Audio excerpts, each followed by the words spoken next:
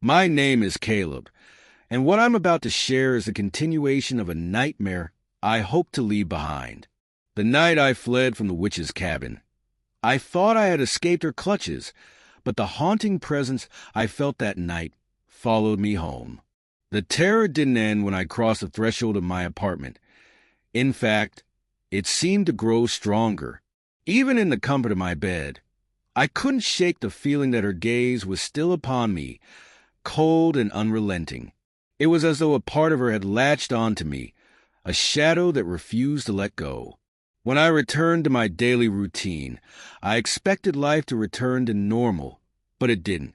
At work, I'd find myself lost in thought, unable to focus as fragments of that night invaded my mind. Her icy touch, her piercing eyes, and the sound of her whispered incantations seemed to replay in my head endlessly. Every shadow seemed to stretch longer, every corner darker, as though the world itself had been tainted by her presence. Even the daylight, once comforting, felt muted, as if she had stolen some of its warmth. At night, the memories became more vivid, turning my dreams into a twisted reflection of reality. I'd wake up gasping for air, my body drenched in sweat, convinced she was standing in the room with me. The air around me would feel heavy, almost suffocating, as though her presence was pressing down on my chest. I'd tell myself it was just a nightmare, a lingering effect of the trauma I experienced. But the truth felt far more sinister. Each time I closed my eyes, I feared I'd find myself back in that cabin, facing her all over again. Strange occurrences began to disrupt my life. Small at first, but increasingly impossible to ignore. Objects in my apartment would be misplaced. My keys left on the counter when I swore I'd put them on the table, the lights flickering without explanation. A cold draft seemed to seep into my bedroom every night, no matter how tightly I closed the windows. It wasn't just my imagination. Something was there, something I couldn't see but could feel in the pit of my stomach. The witch hadn't stayed in the cabin. She had followed me home. I tried to convince myself it was all in my head, a trick my mind was playing on me as I struggled to process the trauma. But then the whispers began, soft at first, like the faint rustling of leaves in the wind, but unmistakably present. They would echo in the stillness of the night, their cadence eerily similar to the chants I had heard in the cabin. It was her voice, I was certain of it, weaving spells I couldn't understand but instinctively feared. No amount of logic or reasoning could dismiss the chills that ran down my spine each time I heard it. Sleep became a luxury I could no longer afford. Every time I drifted off, I'd be jolted awake by the sensation of hands brushing against my skin. I'd sit up in bed, heart pounding, searching the room for something I knew I wouldn't find. My body ached from the lack of rest, but the fear of what awaited me in my dreams kept me awake. Even when exhaustion overtook me, the brief moments of sleep were plagued with images of her face, her smile, and the dark energy that seemed to envelop her. I started avoiding my apartment, spending as much time as possible in coffee shops, libraries, and even my car. Yet, no matter where I went, the sense of being watched lingered. The witch's presence was like a shadow I couldn't outrun, a reminder that she was always there. I began to question my sanity, wondering if the events in the cabin had broken something within me. But every time I dismissed my fears as paranoia, something would happen that pulled me right back into the nightmare. Friends noticed a change in me. How could they not? I looked tired, disheveled, and constantly on edge, jumping at the smallest noises. When they asked what was wrong, I couldn't bring myself to tell them the truth. How could I explain that a witch was haunting me, that I had brought her wrath upon myself? The words felt absurd even in my own head, but the fear I felt was all too real. So I lied, saying I was distressed, hoping they wouldn't push for more details. The few nights I spent at a friend's place offered no reprieve from the torment. If anything, the witch's presence seemed to grow stronger, as though she was angry at my attempts to escape her. My friend's dog, usually calm and friendly, barked relentlessly at the air, his gaze fixed on a spot in the corner of the room. I tried to ignore it, but the tension in the air was palpable, thick enough to make my chest tighten. When I finally left, I was certain I heard her laughter in the wind, mocking my futile efforts to find safety. I started to notice marks on my body when I woke up, scratches, bruises, and strange symbols etched faintly into my skin. They would fade by the end of the day, but their appearance each morning left me shaken. It was as though she was reminding me of her power, showing me that she could reach me wherever I was. I began to dread sleep entirely, afraid of what might happen if I let my guard down for even a moment. As the days turned into weeks, the witch's influence over my life grew stronger, manifesting in ways I could no longer ignore. Each night brought new terrors, shadows moving in the corners of my vision, whispers echoing in the silence, and the sensation of cold fingers brushing against my skin. My apartment felt alive with her presence, a vessel for her dark energy. The air itself seemed to hum with an unseen force, heavy and oppressive, making it hard to breathe. One night, I woke to find the walls of my bedroom scrawled with symbols I didn't recognize. They glowed faintly in the darkness, their lines sharp and precise, as though etched by an unseen hand. I stared in horror, my breath caught in my throat, unable to move or make a sound. When I finally managed to turn on the light, the symbols vanished, leaving the walls bare as though they had never been there. But I knew what I had seen, and the fear that gripped me was all-consuming. I started documenting the strange occurrences, hoping to make sense of what was happening. I set up cameras around my apartment, determined to capture evidence of the witch's presence. The footage was chilling. Doors opening and closing on their own, objects moving across the room, and faint whispers that the microphones barely picked up. In one clip, I saw a shadowy figure standing at the foot of my bed, its outline blurred but unmistakably humanoid. It didn't move, just stood there watching me as I slept. Desperation drove me to seek answers, and I turned to the internet, searching for anything that could explain my experiences. I read about curses, hauntings, and the lingering energy of malevolent spirits, but nothing seemed to fit perfectly. Then, I stumbled upon an article about witches and their ability to bind themselves to their victims through rituals. The word sent a chill down my spine, echoing everything I had felt since that night in the cabin. The article suggested that breaking such a bond required confronting the source of the curse, a prospect that filled me with dread. The thought of returning to that cabin, of facing her again, was almost too much to bear. But as the days passed and her influence grew stronger, I realized I had no other choice. If I wanted my life back, I had to face her no matter the cost. I reached out to an old friend, someone who had always been interested in the paranormal. To my surprise, he didn't dismiss my story but listened intently, nodding as I described what I had been experiencing. He told me about a man who specialized in dealing with curses and dark energies, a reclusive expert who lived in a remote part of the state. It was my only lead, and I clung to it like a lifeline. Meeting the expert was an experience in itself. His home was filled with artifacts and books, the air thick with the scent of incense and herbs. He listened to my story without interruption, his expression grim as I described the witch and her haunting presence. When I finished, he leaned back in his chair and told me that I had been marked, that the witch had claimed me as hers. The only way to break the bond, he said, was to destroy the object she had used in the ritual. I knew immediately what he meant. The small, wooden talisman I had seen her clutching during the ritual in the cabin. The memory of it was burned into my mind, its intricate carvings and dark aura unforgettable. The expert gave me instructions for what to do once I retrieved it, a ritual involving fire and salt meant to sever the connection once and for all. Returning to the cabin was the last thing I wanted to do, but I knew it was the only way to end the nightmare. The journey there was a blur, my mind racing with fear and anticipation. When I reached the cabin, it was exactly as I had left it, dark, silent, and filled with an oppressive energy that made my skin crawl. Every step inside felt like a battle against an unseen force, my body screaming at me to turn back. The talisman was still there, sitting on the table where I had first seen it.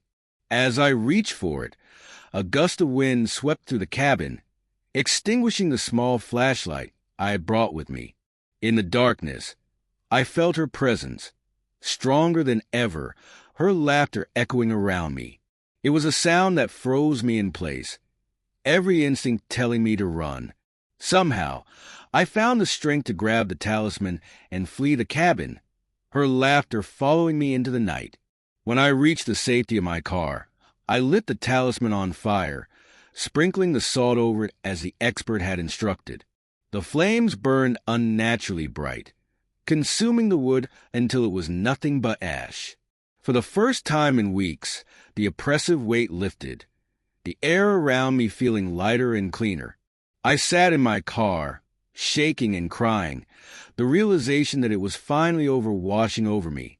The witch's presence was gone, her hold on me broken, but the scars she left behind would remain.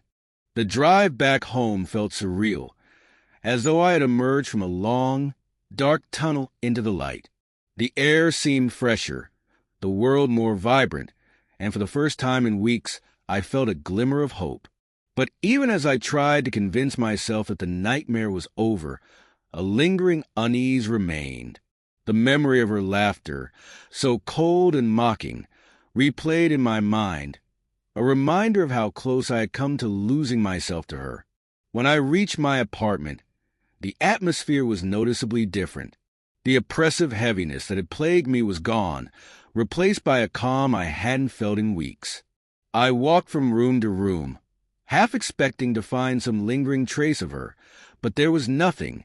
For the first time, my home felt like my own again, a sanctuary rather than a prison. I slept that night for the first time in what felt like forever. It wasn't just sleep. It was deep, restful, and uninterrupted, as though my body had been waiting for this moment to finally let go. There were no nightmares, no whispers, no sensations of being watched. When I woke up the next morning, I felt like a new person, the weight of the ordeal no longer pressing down on me. Despite the relief, a part of me couldn't shake the fear that she might return. The expert had assured me that destroying the talisman would sever her connection to me, but doubt lingered. I began to research more about witches and their rituals, trying to understand what had happened and why she had targeted me. The more I learned, the more questions I had, but one thing became clear. Her power was real, and I had been lucky to escape.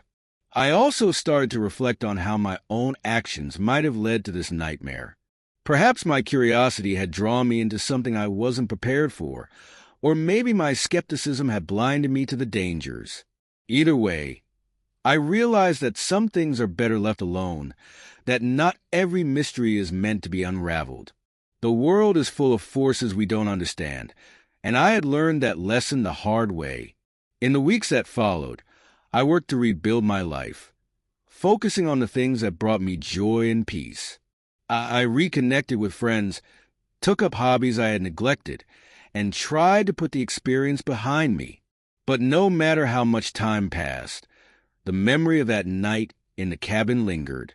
It wasn't just a fear. It was a profound realization of how fragile our grasp on reality truly is. Sometimes, late at night, I would catch myself glancing toward the shadows, half expecting to see her standing there. The rational part of me knew she was gone, but the emotional scars she left behind were harder to heal.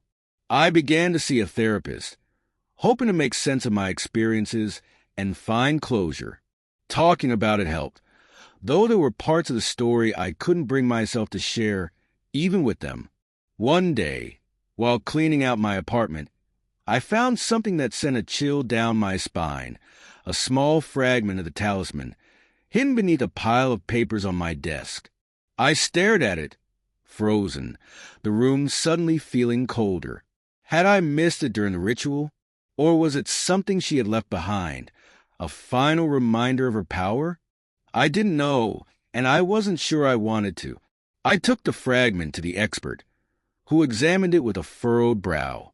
He assured me that it was harmless, that the ritual had worked, but his expression betrayed a hint of concern. He suggested I bury it in consecrated ground, a precaution to ensure it couldn't be used again. I followed his advice, but the discovery left me unsettled, a reminder that her presence wasn't as far removed as I had hoped. Even now, as I share this story, I find myself glancing over my shoulder, half expecting to see her standing in the shadows. I've tried to move on, to leave the past behind, but some things are harder to forget. The witch may be gone, but the fear she instilled in me remains, a constant reminder of the darkness that exists just beyond our understanding. As time passed, the haunting experiences I endured became a part of me, shaping my outlook on life in ways I hadn't anticipated. Though the witch's presence was gone, her memory lingered like a scar, a permanent mark on my soul. I've tried to find meaning in what happened, to understand why I was chosen, but the answers remain elusive. All I know is that I survived something that could have easily consumed me, and for that, I'm grateful. Talking about my experience hasn't been easy. Every time I recount it, the fear and the sensations come rushing back, as vivid as the night they first occurred. But sharing it with others has also been healing. I've connected with people who faced their own darkness, who wrestled with forces they couldn't explain, and I realized that I'm not alone. The world is full of stories like mine, each one a testament to the resilience of the human spirit. The nightmares still visit me from time to time, shadows of the witch's lingering power.